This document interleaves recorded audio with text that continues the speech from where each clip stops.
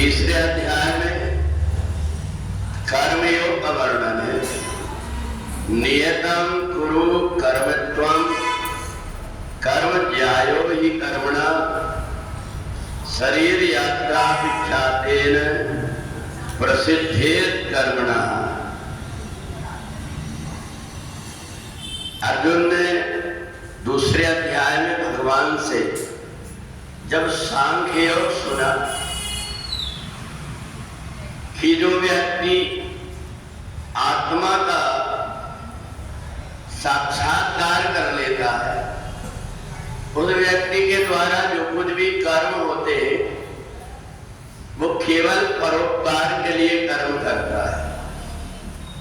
तो अर्जुन ने भगवान से पूछा कि आप मेरे को भी परोपकार के कार्य करने के लिए लगा दीजिए, मैं इस युद्ध से हट करके भीख मांग करके खा लूंगा, परंतु मेरे को युद्ध ना करना पड़े, आप ऐसा मेरे को समझाइए।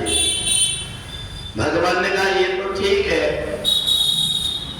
कि तुम भीख मांग करके खा लोगे, पर एक बात है कि कई प्रकार के व्यक्ति भी होते हैं, अगर कोई भीख मांगने के लिए जाता है तो देख करके बोल देते हैं कि मोटे कट्टे रखे हो, हाथ पैर चलाओ, फिर ये अपमान भी सहन कर लोगे कि नहीं कर लोगे।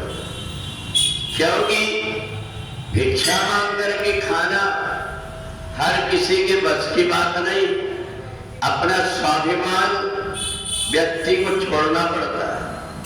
और इसलिए अर्जुन को भगवान ने कहा कि जरा सा तुम्हें सांख्य योग के विषय में मैंने बताया और तुम कर्म से अलग होने की सोचने लगे, परंतु जब तुम घर में जाओगे और घर में जाकर के सब महिलाएं या पुरुष ये सब कहेंगे कि 5 पति के होते हुए भी द्रौपदी की लाज लुट गई, सारे पांडव बड़े अपने आप को बलवान कहते फिर भी उन्होंने कुछ नहीं कर पाया, ये सारी बातें तुम सह लोगे। अर्जुन ने कहा कि ये तो हम सहन नहीं कर पाएंगे। कार्पण्य दोषोपहत स्वभावा प्रच्छामि त्वाम धर्म सम्मूढ़ चेता। कहा कि हम कायर हैं ये भी नहीं सुनना चाहेंगे और हम क्या करना है ये भी निश्चय नहीं कर पा रहे हैं, इसलिए आप हमें ऐसा बता दीजिए जिसके करने से हमारे लिए ठीक रहेगा।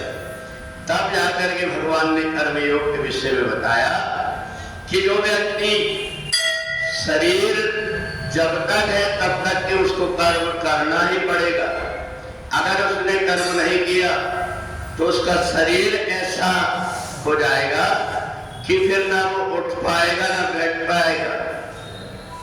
जो व्यक्ति अगर किसी प्रकार के कोई कार्य को नहीं करेगा तो उसके हार्ट की गति भी रुक जाएगी।